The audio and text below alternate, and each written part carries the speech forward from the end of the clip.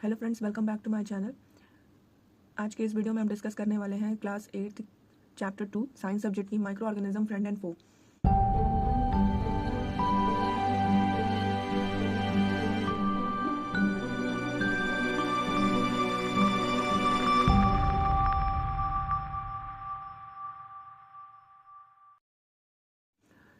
सबसे पहले इस चैप्टर में हमको एक टर्म जानने की ज़रूरत है जो है माइक्रो ऑर्गेनिज्म।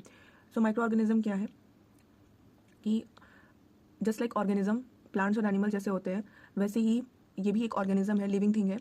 बट नॉर्मली हम इसको नेकेड आई से नहीं देख सकते। नेकेड आईज की यहाँ पे मीनिंग क्या है? अनएडेड आई और नेकेड आई का मतलब है कि विदाउट एनी इंस्ट्रूमेंट, जैसे कि माइक्रोस्कोप।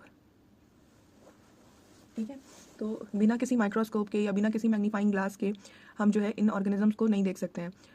इनकी डेफिनेशन क्या हो जाएगी? The organism which we can not see, ठीक है, normally which we can not C.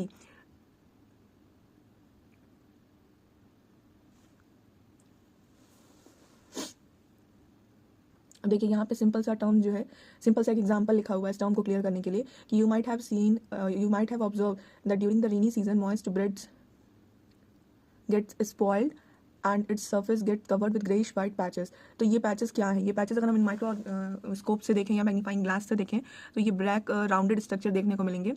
In organism को जनरली हम फंगस बोलते हैं या फिर ब्रेड माउल्ड बोल देते हैं, ब्रेड पे जो ग्रो कर जाते हैं मॉइस्ट सीजन में, क्योंकि फंगस को जो है वो सुटेबल जो क्लाइमेट होता है उनका ग्रोथ का, वो होता है कि रेनी सीजन या फिर जो है थोड़ा सा मॉइस्चर हो क्लाइमेट में, एटमॉस्फियर में, उस सीज़न में ये बहुत अच्छे से ग्रो करते हैं, क्योंकि इनको सिर्फ जो है वो कोई सरफेस या सबस्ट्रेटा जिसको हम कहते हैं वो चाहिए होता है और वाटर चाहिए होता है ग्रो होने के लिए।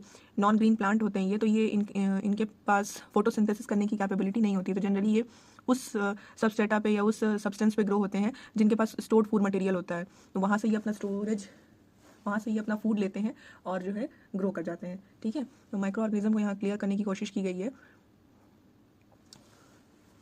देखिए यहाँ पे एक सेंटेंस लिखा हुआ है, just fungus that grow on bread can be seen with the magnifying glass, others can not be seen without the help of microscope. जैसे कि सिंपल यहाँ क्लियर कर रहा है कि आप नेकेड आई से तो नहीं देख सकते, बट जैसे कि मैग्नीफाइंग ग्लास से फंगस को देख सकते हैं, कुछ ऐसे भी ऑर्गेनिजम्स होते हैं जिनको आप विदाउट माइक्रोस्कोप नहीं देख सकते, यानी वो मैग्नीफाइंग ग्लास से भी आपको नहीं दिखेंगे, वो उससे भी बहुत छोटे होते हैं। तो इसलिए इनको हम माइक्रो ऑर्गेनिज्म या माइक्रोब्स शॉर्ट टर्म में इनको हम बोलते हैं। माइक्रो ऑर्गेनिजम्स जो है वो मेजर 4 ग्रुप्स में हम उनको डिवाइड करते हैं, bacteria, fungus, protozoa and algae. ठीक है, और वायरसेस माइक्रोस्कोपिक तो होते हैं, बट उनको हम माइक्रो ऑर्गेनिज्म या माइक्रोब्स की कैटेगरी में नहीं रखते हैं, क्योंकि वो लिविंग ऑर्गेनिज्म नहीं है। ये याद रखने की ज़रूरत है कि जो वायरसेस होते हैं, ये वायरसेस जो है ये लिविंग थिंग नहीं होते हैं। ठीक है, ये जनरली जो होते हैं वो लिंक बिटवीन, हम इनको बोलते हैं कि ये लिंक बिटवीन है किसके? Living and non living thing के। ठीक है, living and non living thing के ये लिंक होते हैं। ठीक है, तो ये लिंक होने का मतलब यहाँ पर ये है कि ये ना तो लिविंग होंगे ना तो ये नॉन लिविंग होंगे। अब यहाँ पे इसका मतलब क्या हो रहा है? लिविंग भी नहीं है, नॉन लिविंग भी नहीं है, तो इनको ये कहा जाता है कि देखिए यहाँ पर साफ साफ लिखा हुआ है, reproduce only inside the cell of the host organism. ये जनरली जो है नॉन लिविंग थिंग की तरह बिहेव करते हैं, ऐसे ही पड़े रहेंगे कहीं पर भी एटमॉस्फेयर में। ये सस्पेंडेड पार्टिकल्स की तरह एयर में रह सकते हैं, वाटर में रह सकते हैं, किसी दूसरे प्लांट के ऊपर भी रह सकते हैं, एनिमल के ऊपर भी रह सकते हैं। ठीक है, यूबिक्यूटस नेचर के होते हैं, कहीं भी आपको देखने को मिल जाएंगे। बट ये अगर किसी नॉन लिविंग थिंग के ऊपर है या जनरली ऐसी एटमॉस्फेयर में प्रेजेंट है, वाटर में है, तो ये नॉन लिविंग थिंग की तरह ही बिहेव करेंगे। कोई भी इनके अंदर जो है फंक्शनिंग नहीं होगी जो कि लिविंग थिंग में होती है। बट अगर ये किसी लिविंग थिंग के ऊपर है तो उसको ये अपना होस्ट ऑर्गेनिज्म बनाते हैं, उसके अंदर एंटर करते हैं और वहाँ पे जाकर के रिप्रोडक्शन इनके अंदर होता है और ये मल्टीप्लाई करते हैं। देन ये जो है इनका रोल, जो इनका कैरेक्टर है वो लिविंग थिंग की तरह देखने को मिलता है और ये डिवाइड होकर के 1 to 2 to 4 ये अमाउंट में ग्रो करते हैं। ठीक है, कुछ कॉमन वायरसेस होते हैं जो जनरली जो है डिजीजेज जो है, अब एक चीज़ देखिए, जब ये होस्ट ऑर्गेनिज्म के ऊपर जो है वो डिपेंड करेंगे, उनके अंदर एंटर करेंगे, रिप्रोड्यूस करेंगे, तो कुछ जो है ये डिजीजेस जो है उनके अंदर कॉज करते हैं। क्योंकि आप एक चीज़ आराम से देख सकते हैं कि अगर आप अपने फेवरेबल एटमॉस्फियर में हैं, आप अपने घर पे हैं जहाँ पर आप डेली रहते हैं, आपको पसंद आता है, तो अगर आप उस एटमॉस्फियर से या उस अपने कंफर्ट जोन से बाहर निकलते हैं तो आपको कुछ अनकंफर्टेबल फील होता है। तो जब आपके बॉडी के अंदर कोई अदर फॉरेन ऑर्गेनिज्म जो है वो एंटर, तो सीधी सी बात है कि आप अनकंफर्टेबल होंगे। और अनकंफर्टेबल अगर बॉडी के अंदर हो रहा है, कोई भी ऑर्गन है वो अगर अनकंफर्टेबल फील कर रहा है, तो हम जनरली उसको डिजीज टर्म बोलते हैं। तो जनरली कुछ डिजीजेस जैसे कि कॉमन फ्लू हो गया, कॉमन कोल्ड हो गया, इन्फ्लुएंजा हो गया, जनरली जो कफ होता है लोगों को, स्नीजिंग प्रॉब्लम होती है, ठीक है, या और भी जैसे कि थोड़ी सीरियस डिजीजेस की अगर हम बात करें तो पोलियो हो गया, चिकन पॉक्स हो गया, ये सब जो है वायरसेस की वजह से होता है, ठीक है। नेक्स्ट हम देखते हैं diseases like dysentery, malaria are cause by the protozoa, और दूसरी कैटेगरी हम यहाँ प्रोटोजोआ की बात कर रहे हैं, ठीक है। और उसके बाद ये बैक्टीरियल डिजीज़ हैं कुछ, टाइफाइड और ट्यूबरकुलोसिस। देखिए यहाँ पे बोल रहा है कि आपने माइक्रो ऑर्गेनिज्म के बारे में क्लास 6th और 7th में भी पढ़ा होगा, उसी को हम यहाँ डिटेल में करने वाले हैं। ये देखिए कुछ बैक्टीरिया दिखाया हुआ है, ये रॉड शेप बैक्टीरिया है, this one is the algae, ये एल्गी ग्रुप है, ठीक है। Chlamydomonas and spirogyra. एल्गी के लिए जनरली जो है, एल्गी के पास जो होता है वो क्लोरोफिल प्रेजेंट होता है, ठीक है। तो क्लोरोफिल प्रेजेंट होने की वजह से ये क्या करते हैं, फोटोसिंथेसिस में पार्टिसिपेट करते हैं। तो जब ये फोटोसिंथेसिस में पार्टिसिपेट करते हैं तो ये अपना स्टोर्ड फूड मटेरियल खुद ही प्रोड्यूस करते हैं, just like other plant organism, ठीक है। नेक्स्ट कैटेगरी है प्रोटोजोआ। इसमें देखिए अमीबा, पैरामीशियम, ये सब आपको नेकेड आई से देखने को नहीं मिलेंगे। फंगस अभी हमने बात की, this one is the bread mould, जो ब्रेड पे ग्रो कर जाते हैं। पेनिसिलियम, जो वो आप यूज़ करते हैं पेनिसिलिन आइज़ में डालने के लिए, एंटीबायोटिक है, वो इसी पेनिसिलियम से बनता है। Aspergillus and these are the viruses, ठीक है, ये वायरसेस हैं। देखिए where do micro organism live, यहाँ बात होती है कि माइक्रो ऑर्गेनिज्म कहाँ रहते हैं, तो ये देखिए लिखा हुआ है they live in all types of environment. अभी मैंने आपको बताया कि ये आइस कोल्ड क्लाइमेट से लेकर के हॉट स्प्रिंग तक, डेजर्ट से लेकर मार्शी लैंड तक, ये हर जगह पाए जाते हैं। Even inside the body of animals including humans के अंदर भी, किसी भी अदर ऑर्गेनिज्म के अंदर भी ये देखने को आपको मिल जाएंगे, और यहाँ तक कि ये फ्रीली भी रह सकते हैं, ठीक है। नेक्स्ट माइक्रो ऑर्गेनिज्म एंड अस। तो देखिए माइक्रो ऑर्गेनिज्म जो है वो यूजफुल भी हैं और हार्मफुल भी हैं हमारे लिए, इसलिए इस चैप्टर का नाम भी दिया हुआ है कि माइक्रो ऑर्गेनिज्म फ्रेंड एंड फो, ठीक है। नेक्स्ट हम यहाँ फ्रेंडली माइक्रो ऑर्गेनिज्म की बात करने वाले हैं। पहले हम बात करेंगे कि माइक्रो ऑर्गेनिज्म जो है वो किस तरीके से हमारे लिए यूज़फुल है। तो यूज़फुल जो है ये कई तरीके से हो सकते हैं हमारे लिए। हम इनको फूड में यूज़ करते हैं, ठीक है, ये हमारे लिए सॉइल और एग्रीकल्चर के लिए बहुत बेनिफिशियल है। कमर्शियल यूज, इस तरह मेडिसिनल पर्पज़ में भी ये इनका यूज़ है, मेडिसिन भी बनती हैं इनसे, ठीक है। Soil fertility, cleaning the environment, ये एक तरह से साफ सफाई का भी काम करते हैं, हमारे एटमॉस्फेयर को क्लीन भी करते हैं। तो वन बाय वन हम देखते हैं। सबसे पहले जो है making of curd and bread.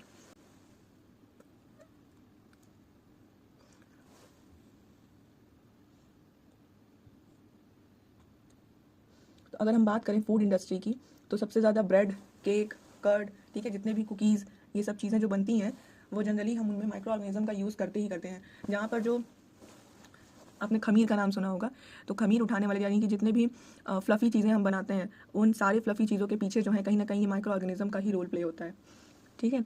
सबसे जो मेन माइक्रो ऑर्गेनिज्म है वो है लैक्टोबैसिलस, ठीक है, जो कर्ड में यूज़ होता है। दही बनाने में हम उसमें जो जमावन डालते हैं दूध में, वो यही हम क्या करते हैं, जमावन के जो मीडियम से हम क्या करते हैं, वो थोड़ी सी दही ही होती है जो हम दूध में डालते हैं और वो फिर पूरी की पूरी दही में कन्वर्ट हो जाती है। उस दही में ऐसा क्या होता है, उस दही में होता है लैक्टोबैसिलस, ठीक है। लैक्टोबैसिलस क्या है, एक बैक्टीरिया है जो मिल्क प्रोटीन जो होती है, कैसीन होती है मिल्क प्रोटीन, उसको जो है लैक्टिक एसिड में कन्वर्ट कर देता है। अब जबकि वो लैक्टिक एसिड में कन्वर्ट कर रहा होता है तो उसमें बहुत सारा जो है वो खुद को ही मल्टीप्लाई कर रहा होता है। लैक्टिक एसिड में वो कुछ नहीं करता है, वो अपने आप को ही कन्वर्ट करता है बहुत सारे मल्टीपल्स ऑफ इटसेल्फ, खुद ही के वो बहुत सारे कॉपीज़ बनाता है, रिप्रोडक्शन करता है, और वो कुछ ही देर का मतलब जो हम 6-7-8 घंटे रखते हैं उतने देर में वो बहुत सारे अमाउंट में या इवन मिलियंस में वो कन्वर्ट हो जाता है, ठीक है। थोड़े से हम उसमें कुछ 50, 100, 200, 300 जो अमाउंट में डालते होंगे 1-2 स्पून के हेल्प से, वो मिलियंस में कन्वर्ट हो जाता है और वो मिल्क को कर्ड में कन्वर्ट कर देता है, ठीक है। तो इसी तरीके से कुछ ऐसे बैक्टीरियाज भी होते हैं जो हम यूज़ करते हैं बैटर में, किसी भी तरीके के बैटर में, जैसे भटूरा, इडली, ये सब जो रवा, ये सब सूजी वगैरह का जो यहाँ दिया हुआ है, इसमें हम इनको डाल करके और जो है गूँथ देते हैं, सान देते हैं। तो ये क्या करता है, अपने अंदर जो है जब ये रिस्पिरेशन कर रहा होता है, सांस ले रहा होता है ये माइक्रो ऑर्गेनिज्म, तो ये कार्बन डाइऑक्साइड रिलीज़ करता है। वही कार्बन डाइऑक्साइड जो होता है वो लॉक हो जाता है, क्योंकि जब हम उसको गूँथते हैं आटे को तो वो लॉक हो जाता है हर तरफ से और वो कार्बन डाइऑक्साइड बाहर नहीं निकल पाता है, जिससे कि वो अंदर ही कैप्चर हो जाता है। तो जब हम उसको अपने हाथों से हटाते हैं तो अंदर जो है वो चैम्बर जैसे बने होते हैं, वो कुछ होता नहीं है, वो नथिंग लाइक दैट, जो हम सोचते हैं कि ये क्या हो गया इसके साथ, वो कार्बन डाइऑक्साइड जो है उसके अंदर लॉक हो गया रहता है और वो फ्लफी सा जो है वो देखने को मिलता है, ठीक है। ब्रेड्स पे आपने देखे होंगे छोटे छोटे स्पॉट्स होते हैं, वो वही होता है, जब वो हम उसको बेक करते हैं तो वो कार्बन डाइऑक्साइड हट जाता है और वहाँ से वो जो है गैप अपना बना देता है, ठीक है। नेक्स्ट है commercial use of the micro organism. तो ये कमर्शियल यूज़ हम इनका कैसे करते हैं, बड़े स्केल पर जो है अल्कोहल का प्रोडक्शन होता है, एसिटिक एसिड का प्रोडक्शन होता है, विनेगर जिसको हम कहते हैं, विनेगर, सिरका, जो आप घर में सिरका यूज़ करते हैं, वो भी सिरका, और जो मार्केट से हम खरीद करके लाते हैं वाइट विनेगर जो बोलते हैं, वो उन सब के प्रोडक्शन में माइक्रो ऑर्गेनिज्म जो है वो अपना रोल प्ले करता है। वो कौन सा माइक्रो ऑर्गेनिज्म है? वो माइक्रो ऑर्गेनिज्म है ईस्ट। फंगस की ही एक वैरायटी होती है ईस्ट, उस ईस्ट को हम यूज़ करते हैं और अल्कोहल और वाइन का प्रोडक्शन होता है। ठीक है, ये करता क्या है? ये barley, wheat, rice, crushed fruit juices, जो भी शुगरी कंटेंट जिन चीज़ों में होता है उन चीज़ों के साथ हम जो है ईस्ट को डाल देते हैं और ये मल्टीप्लाई होता है और इथेनॉल का प्रोडक्शन करता है। जब इथेनॉल का प्रोडक्शन करता है तो उसी इथेनॉल को हम अल्कोहल बोलते हैं। ठीक है, और वो हम कमर्शियली जो है उसको मार्केट में सोल्ड आउट करते हैं। जो प्रोसेस होता है शुगर का कन्वर्जन होता है अल्कोहल में, that process is known as fermentation. Fermentation process है जिससे कि शुगर जो है वो अल्कोहल में कन्वर्ट होता है। Next one is the medicinal use of micro organism. Medicinal use की बात करें अगर हम, तो इससे बहुत सारी मेडिसिन बनती हैं। अभी जैसे मैंने बात की पेनिसिलियम से क्या बनता है, this one is the penicillin. ठीक है, ऐसे ही बहुत सारे एंटीबायोटिक टैबलेट्स बनती हैं, कैप्सूल्स में, इंजेक्शंस में हम उसको यूज़ करते हैं। तो वो कहीं ना कहीं जो है उनके पीछे माइक्रो ऑर्गेनिज्म अपना जो है वो हेल्प कर रहे होते हैं हमारे। एंटीबायोटिक्स क्या है? What is the term antibiotic? जब हम एंटीबायोटिक खा तो लेते हैं पर हमको पता नहीं होता है कि एंटीबायोटिक है क्या। एंटीबायोटिक वो मेडिसिन है या वो सब्सटेंस है जो कि हमारी बॉडी के अंदर जाता है और जो ग्रोथ हो रहे होते हैं माइक्रो ऑर्गेनिज्म के, जो डिजीज़ कॉजिंग माइक्रो ऑर्गेनिज्म होते हैं, जो बीमारियां पैदा कर रहे होते हैं माइक्रो ऑर्गेनिज्म, उनको स्टॉप करता है, किल करता है और हमारी बॉडी को प्रोटेक्ट करता है उनके अगेंस्ट। उन हम सब्सटेंस को बोलते हैं एंटीबायोटिक्स। डन। क्योंकि जो बॉडी में एंटर कर किए होते हैं foreign particles, disease causing micro organisms, उनको साइंस के टर्म में एंटीजन बोलते हैं। तो जब एंटीजन एंटर करता है तो एंटीबायोटिक्स जो है वो हम बाहर से डालते हैं और एंटीबॉडीज़ जो होती हैं वो हमारे बॉडी के अंदर फॉर्म होती हैं। ये 3 टर्म्स हैं, एंटीजन, एंटीबॉडी एंड एंटीबायोटिक्स। कुछ एंटीबायोटिक्स के नाम दिए हुए हैं जैसे कि स्ट्रेप्टोमाइसिन हो गया, टेट्रासाइक्लिन हो गया, एरिथ्रोमाइसिन हो गया। ये कुछ एंटीबायोटिक्स के नेमिंग है।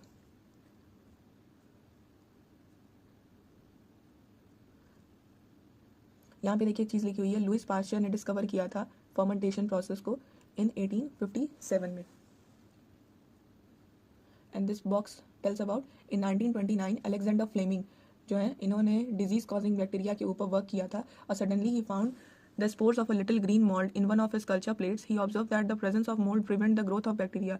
In fact, it also killed many of these bacteria. From the mold penicillin was prepared. देखिए क्या हो रहा था जब 1929 में अलेक्जेंडर फ्लेमिंग साइंटिस्ट थे, वो क्या कर रहे थे, वो बैक्टीरिया के ऊपर वर्क कर रहे थे, कोई बीमारी कॉज करने वाली, पैदा करने वाली बैक्टीरिया के ऊपर ये वर्क कर रहे थे। तो जब ये अपना काम कर रहे थे, उस काम के दौरान इनके जो प्लेट होते हैं, जो चाइना डिश होती है, उस डिश पर इनको ग्रीन कलर के कुछ मोल्ड्स देखने को मिले। इन्होंने मैग्नीफाइंग ग्लास से देखा होगा, इनको मोल्ड्स, वही फंगस की कैटेगरी का कोई ग्रीन कलर का मोल्ड देखने को मिला। और वो क्या कर रहा था, वो मोल्ड जो है, इनका जो बैक्टीरिया जो इन्होंने रखा हुआ था उसके ग्रोथ को रोक रहा था और क्या कर रहा था, कुछ कुछ को तो ये किल भी कर दे रहा था। वहीं से निकल करके आता है मोल्ड पेनिसिलिन जो इन्होंने प्रिपेयर किया था।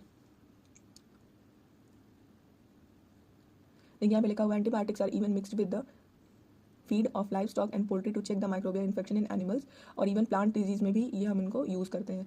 It is important to remember that the antibiotic should be taken only on the advice of a qualified doctor. Also you must complete the course prescribe by the doctor. देखिए antibiotics हमें ऐसे ही लेकर के नहीं खानी चाहिए क्योंकि हमारी बॉडी जो है वो एंटीबायोटिक रेजिस्टेंट हो जाती है। पहले की कंपैरिजन में आज हम देखने को पा रहे हैं कि क्या हो रहा है, हम हैवी एंटीबायोटिक्स के आदी हो जा रहे हैं। हमारी बॉडी जो है वो अडॉप्ट कर ले रही है एंटीबायोटिक्स को, और वो जो हल्की और लो पोटेंशियल वाली एंटीबायोटिक्स होती हैं उनको वो जल्दी जो है वो रिएक्ट नहीं कर रही है, वो बॉडी पे उतना इफेक्ट अपना नहीं डाल रही है। तो जब बॉडी पे वो इफेक्ट नहीं डाल रही है यानी कि वो क्योर नहीं करेगी आपके डिजीजेस को, ठीक है, और आपको हैवी एंटीबायोटिक्स की नीड होगी। एनिमल्स में भी यही हो रहा है, प्लांट्स के केस में भी यही हो रहा है। डन। तो हमें क्या करना चाहिए, किसी क्वालिफाइड डॉक्टर की ही एडवाइस पे हमेशा एंटीबायोटिक्स को लेना चाहिए और हमेशा एंटीबायोटिक्स का यूज़ नहीं करना चाहिए। कोई छोटी सी प्रॉब्लम हुई नहीं, हम तुरंत एंटीबायोटिक्स को जो है वो ले लेते हैं, ठीक है, वो हमें नहीं करना चाहिए। और जितनी प्रिस्क्रिप्शन में लिखी हो कि कितने डोजेस लेने हैं, उस डोजेस को ही कंप्लीट करना चाहिए, ना उसको बढ़ाना चाहिए ना उसको कम करना चाहिए। Done. If you take antibiotics when not needed और in wrong doses, it may make the drug less effective when you might need it in future. वही वाली चीज़, वही वाली बात है ये कि अगर आप उसको रॉन्ग डोजेस में लेंगे या नहीं ज़रूरत है तब भी आप ले रहे हैं, तो हमारी बॉडी जो है वो उसके अगेंस्ट में जो है रेजिस्टेंट हो जाएगी, यानी कि जब आपको फ्यूचर में उसकी ज़रूरत पड़ेगी तो वो उतना इफेक्ट नहीं डालेगी जितना इफेक्ट उसको डालना चाहिए। Also antibiotics taken unnecessarily may kill the beneficial bacteria in the body. जो बॉडी में और भी बेनिफिशियल बैक्टीरियाज होते हैं, यूजफुल बैक्टीरिया होते हैं, उनको भी किल कर देगी। तो अगर उनको किल करेगी तो वो अपना रोल प्ले नहीं कर पाएंगे और हमारी बॉडी जो है वो सही से फंक्शन नहीं कर पाएगी। Antibiotics however are not effective against cold and flu as these are caused by the viruses. अब देखिए एंटीबायोटिक्स है, नाम में ही बायो है, इट मीन्स कि ये जनरली जो है वो बैक्टीरिया के ऊपर असर करती है। एंटीबायोटिक्स जो होती है वायरसेस के केस में जैसे कि कोल्ड और फ्लू अगर किसी को हुआ है तो एंटीबायोटिक जो है वो उतना इफेक्ट नहीं डालती है। डन। नेक्स्ट यूजफुल बैक्टीरिया जो है वो वैक्सीन के तौर पे हम उसको यूज़ करते हैं। डन। तो when a disease carrying microbes enter our body the body produces the antibody. अभी मैंने आपको बताया कि बॉडी के अंदर जो प्रोडक्शन होता है वो एंटीबॉडीज उनको हम कहते हैं। टू फाइट द इन्वेडर, जो आपकी बॉडी में बाहर से अटैकर है, फॉरेन पार्टिकल जो अटैक किया है जिसने आपकी बॉडी के ऊपर, उससे अगेंस्ट प्रोटेक्शन देने के लिए आपको जो है एंटीबॉडीज जो है वो प्रोड्यूस होती है हमारी बॉडी के अंदर। डन। वैक्सीन कैसे काम करती है? वैक्सीन ऐसे ही काम करती है जैसे कि आपकी बॉडी में कोई फॉरेन पार्टिकल एंटर किया, तुरंत जो है वो ये एक्टिव होते हैं और ये उस पर्टिकुलर फॉरेन पार्टिकल से लड़ने के लिए जो है डिफरेंट टाइप के स्ट्रक्चर का फॉर्मेशन करते हैं और अलग अलग जो है पार्टिकल्स से लड़ने के लिए अलग अलग टाइप के एंटीबॉडीज प्रोडक्शन होते हैं बॉडी के अंदर, और वो उस टाइप के जो एंटीजन एंटर किए हैं बॉडी के अंदर उनको किल करने का काम करते हैं। डन। जिस तरीके से काम होता है वैक्सीन का। कुछ डिजीज़ जैसे कि cholera, tuberculosis, small pox, hepatitis, ये सारी जो डिजीज़ हैं जनरली वैक्सीनेशन से इनको हम रोक सकते हैं।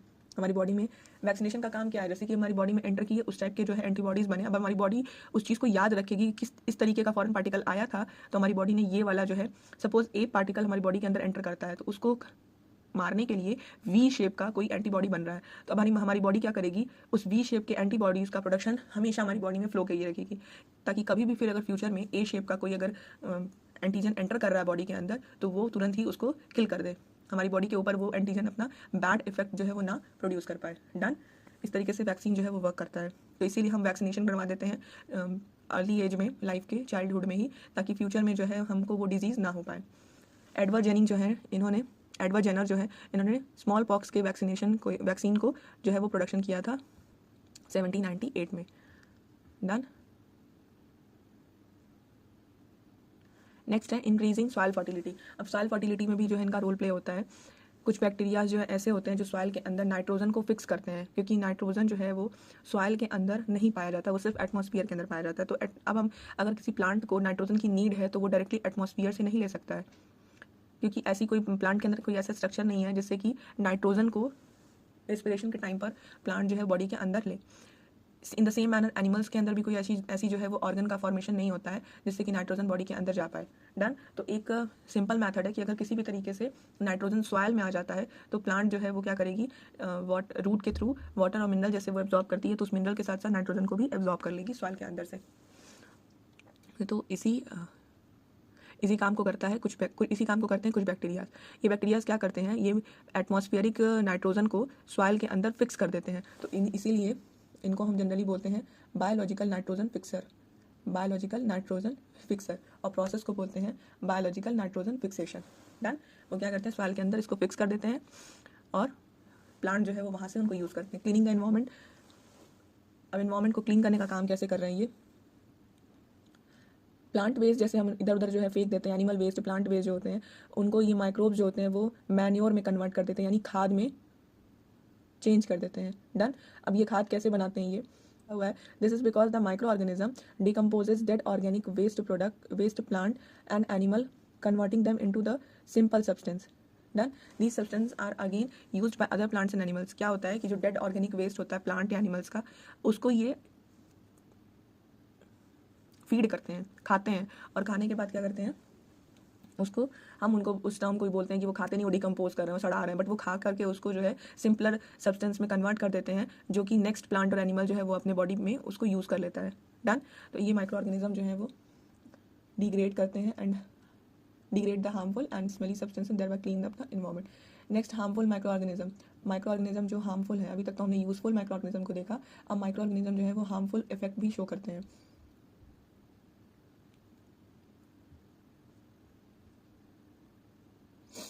अब देखिए यहाँ पे लिखा हुआ है disease causing micro organism are known as pathogen.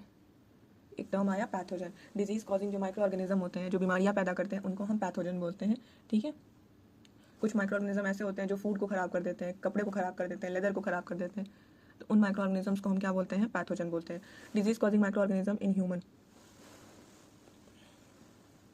इंसानों के अंदर माइक्रो ऑर्गेनिज्म कैसे जाएंगे, या तो खाने के थ्रू जाना है, या तो पानी के थ्रू जा रहे हैं, ठीक है, या तो इनहेल कर रहे हैं हम उनको डायरेक्टली, तो या फिर फिजिकल कांटेक्ट से, जैसे कि कोरोना था, ठीक है, किसी को टच नहीं करना है, और किसी जो है वो डिस्टेंस मेंटेन करना है, क्योंकि जो हम इनहेल और एक्सेल करते हैं वो भी एक लिमिट तक जो है वर्क करती है, उसके बाद नहीं वर्क करती, तो इसलिए हम जो है 2 गज की दूरी वाला जो है थ्योरी अपना रहे थे। डन। तो उस तरह की जो डिजीजेस होती हैं जो water, food, air, physical contact से एक दूसरे में कम्युनिकेट करते हैं, एक दूसरे एनिमल्स में ट्रांसफ़र होते हैं, उन डिजीज़ को हम बोलते हैं कम्युनिकेबल डिजीज़। डन। जैसे कि cholera, common cold, chickenpox, tuberculosis, इन सब बीमारियों में और भी बहुत सारे एग्जांपल्स हैं डिजीज़ का, जिनमें हम बोलते हैं कि एक दूसरे के कॉन्टैक्ट में नहीं आना है आपको। Corona is the best example. होता क्या है, जैसे कि कोई पर्सन स्नीज कर रहा है, छींक रहा है, ठीक है, तो वो छोटे छोटे ड्रॉपलेट्स जो होते हैं वो एटमॉस्फियर में आते हैं मॉइस्चर के, उसमें बहुत सारे वायरसेस होते हैं। तो जब वो छींकता है, अगर आप उसके अगल बगल रहते हैं, आपके कपड़ों पे, आपके हाथ पे या डायरेक्टली आपके फेस पे, ठीक है, वो ड्रॉपलेट्स अगर आ जाते हैं तो कहीं ना कहीं ये वायरस आपकी बॉडी के अंदर जो है वो एंटर कर जाएंगे और आपको भी डिजीज्ड पर्सन जो है बना देंगे। डन। इसलिए हमें थोड़ा सा कम्युनिकेबल डिजीज से बच के रहना होता है। कुछ केसेस में क्या होता है, ये जो बीमारियाँ होती हैं ये किसी अदर ऑर्गेनिज्म, सॉरी, जो माइक्रो ऑर्गेनिज्म होते हैं ये किसी अदर ऑर्गेनिज्म के थ्रू जो है वो ट्रांसफ़र होते हैं from one body to other body. उन ऑर्गेनिज्म जो ट्रांसफ़र कर रहे होते हैं उनको हम कैरियर बोलते हैं, तो वेक्टर बोलते हैं। डन। कैरियर या vector of the disease causing microbes, ये उन माइक्रोब्स को अपने अंदर लेकर के ट्रैवल करते हैं और दूसरे ऑर्गेनिज्म के अंदर ट्रांसफ़र करते हैं। For the best example, mosquito, house fly, ये सारे जो ऑर्गेनिजम्स हैं ये क्या करते हैं, ये यही काम करते हैं। मस्कीटो जो हमें काटता है, फीमेल एनोफिलीज मॉस्किटो यहाँ लिखा हुआ है, ये फीमेल एनोफिलीज मॉस्किटो जो है प्लाज्मोडियम नाम के प्रोटोजोआन को अपने अंदर कैरी करता है और मलेरिया जो है वो कॉज करता है। ये क्या करता है, इसके सलाइवा के अंदर जो है वो प्लाज्मोडियम ग्रो कर रहा होता है, ठीक है, और जब ये किसी हेल्दी पर्सन को बाइट करता है तो ये प्लाज्मोडियम उसके सलाइवा के थ्रू उस हेल्दी पर्सन के बॉडी के अंदर इंजेक्ट हो जाता है। जैसे ही बॉडी के अंदर प्लाज्मोडियम गया, तुरंत जो है उसने अपना रिप्रोडक्शन किया और मल्टीप्लाई हुआ, उसके कई सारे स्टेजेस होते हैं और वो मलेरिया, उस हेल्दी पर्सन को मलेरिया हो जाता है। ये प्लाज्मोडियम आया कहाँ से, इसके सलाइवा में किसी डिजीज पर्सन को इसने काटा होगा और जब ये सक कर रहा था ब्लड, उस ब्लड के साथ साथ प्लाज्मोडियम को भी इसने सक किया मस्कीटो ने, और ये उसकी बॉडी में गया, वहाँ से डाइजेस्ट हुआ, बट प्लाज्मोडियम डाइजेस्ट नहीं हुआ, वो डायरेक्टली जो है वो ट्रांसफ़र कर गया ब्लड से इसके ग्लैंड्स में, इसके सेलेब्री ग्लैंड में, और जब और ये सेलेब्री ग्लैंड में जैसे ही ट्रांसफ़र हुआ, ये मस्कीटो जो बन गया carrier of malaria causing Plasmodium. अब ये जिसको काटेगा उसको मलेरिया होने वाला है। डन। देखिए यहाँ पर बात की जा रही, वो जो पहली बोल रही है कि टीचर जो है कि क्यों बताते रहते हैं हमेशा कि हमें अपने घर के आसपास जो है वो पानी इकट्ठा नहीं होने देना चाहिए, पानी को साफ सफाई रखनी चाहिए, क्योंकि जो मस्कीटो होते हैं वो पानी में ही ग्रो कर रहे होते हैं। तो अगर हम ये वेक्टर को ही ख़त्म कर देते हैं, ये कैरियर को ही हम अगर गायब कर देंगे तो क्या होगा कि इनका ग्रोथ जो है वो चेक हो जाएगा। सम कॉमन ह्यूमन डिजीज़, कुछ कॉमन ह्यूमन डिजीज़ हैं जैसे ट्यूबरकुलोसिस बैक्टीरिया से हो रहा है और एयर के थ्रू हो रहा है, ठीक है। मीजल्स जो है ये वायरस के थ्रू हो रहा है और ये भी ट्रांसमिशन जो है इसका एयर के थ्रू है। चिकन पॉक्स भी वायरस है, एयर और कॉन्टैक्ट के थ्रू होता है। पोलियो भी वायरस है, एयर और कॉन्टैक्ट के थ्रू हो रहा है। डन। ये मोड ऑफ ट्रांसमिशन के बेसिस पे इसको डिवाइड किया गया है कि अभी ये जो प्रिवेंटिव मेजर्स हैं ये जनरल है सबके लिए कि जो पेशेंट है उसको हमेशा अलग रखना चाहिए, आइसोलेटेड रखना चाहिए। Personal belongings of the patient away from those of the others, जो भी चीज़ें वो यूज़ कर रहा है डिजीज पर्सन जो है उसके सामान को दूसरे के सामान से दूर रखना चाहिए, और वैक्सीनेशन जो है वो सुटेबल एज पे दे देनी चाहिए सभी को। नेक्स्ट, कॉलरा और टाइफाइड, ये बैक्टीरिया से हो रहे हैं और ट्रांसमिशन कॉलरा का फूड और वाटर दोनों से हो सकता है, टाइफाइड का वाटर से होता है। सेम चीज़ें हैं, हाइजीनिक होना चाहिए, साफ़ सफाई रखनी चाहिए, और जो खाना बन रहा है, जो पानी है वो साफ़ पानी और साफ़ खाने को जो है वो यूज़ करना चाहिए। वैक्सीनेशन मस्ट है। हेपेटाइटिस ए, ये भी वायरस से कॉज होगा और वाटर के थ्रू ट्रांसमिट करेगा, तो उबले हुए पानी का यूज़ करना है पीने के लिए, एंड वैक्सीनेशन जो है वो अर्ली एज पे करवाना है। मलेरिया प्रोटोजोन अभी मैंने बताया प्लाज्मोडियम से जो है वो कॉज होता है। मस्कीटो नेट, मच्छरदानी जो हम लोग घर में बोलते हैं, वो मच्छरदानी का यूज़ करना चाहिए। रेपेलेंट्स वगैरह आप यूज़ कर सकते हैं, क्रीम वगैरह जो आती हैं मस्कीटो रेपेलेंट, स्प्रे वगैरह, ठीक है, स्प्रे है वो स्प्रे इंसेक्टिसाइड्स जो है वो जहाँ पर भी पानी इकट्ठा है वहाँ पे कर देना चाहिए, जिससे कि इनके जो ब्रीडिंग होती है, जो इनका ग्रोथ है उसको चेक कर सकें। डिजीज़ कॉजिंग माइक्रो ऑर्गेनिज्म इन एनिमल्स के केस में भी कुछ डिजीज़ जो है वो ये कॉज करते हैं। रॉबर्ट कोच 1876 में इन्होंने डिस्कवर किया था बैसिलस एंथ्रासिस, ये एंथ्रैक्स डिजीज़ को कॉज करता है एनिमल्स में। ये देखिए एंथ्रैक्स डिजीज़ जो है वो ह्यूमन बींग्स में भी होता है और कैटल में भी होता है। डन। बैक्टीरिया के थ्रू हो रहा है। फुट एंड माउथ डिजीज़ भी जो होता है, जिसको हम मुंह और पैर एक साथ जो है वो इफेक्ट होते हैं कैटल्स के। फुट एंड माउथ दोनों को एक साथ कहा गया क्योंकि जो कैटल्स होती हैं वो क्या करते हैं, अपने फुट और माउथ को दोनों एक साथ ही लगभग जो है वो यूज़ करती हैं।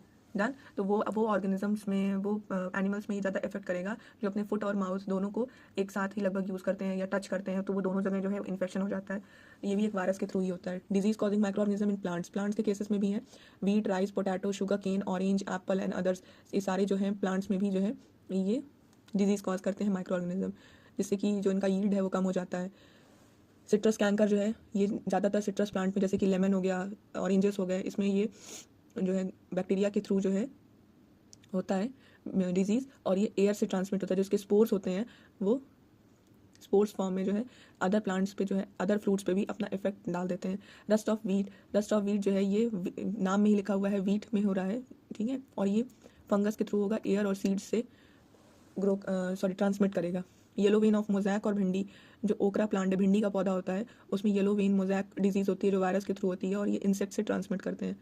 हार्मफुल इफेक्ट नहीं, फूड पॉइजनिंग जो है वो मेन है, खाने को ये बहुत जल्दी ख़राब कर देते हैं माइक्रो ऑर्गेनिज्म जो है।